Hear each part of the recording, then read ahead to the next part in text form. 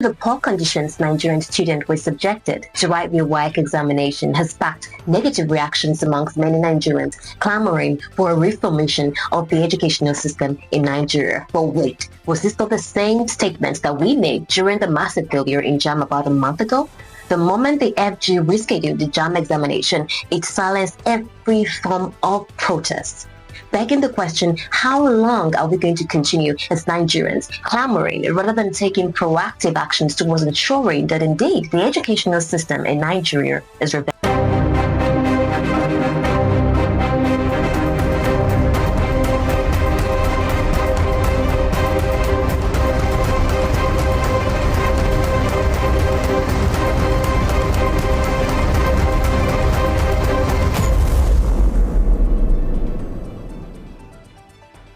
Hello and welcome to Things We Don't Talk. My name is Georgina and I'm your host, and today we're going to dive into the relevance of JAMB. Why should the Joint Admissions Matriculation Board examinations be allowed to continue to exist when the purpose for which it was established is not being met? Now, it's no longer news that Nigeria experienced massive failure in the JAMB examinations conducted about a month ago. We saw a lot of Nigerians coming out in their masses complaining, criticizing the federal government, the teaching system from top to bottom. We also saw the JAMB registrar coming out on national TV and crying on national television.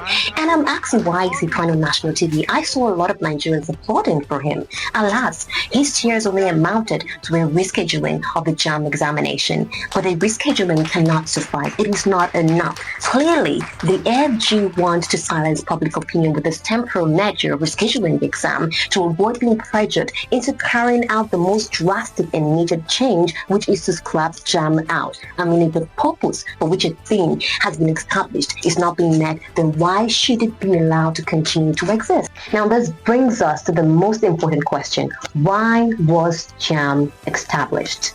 Now, let me take you down the history line. JAMB was established in the year 1973 through a military act on 13th of February, and it was created to address the lack of uniformity in conducting qualification examinations into the tertiary institutions and universities across Nigeria. Now, before JAMB, students applied to multiple universities separately, and this was time-consuming and costly.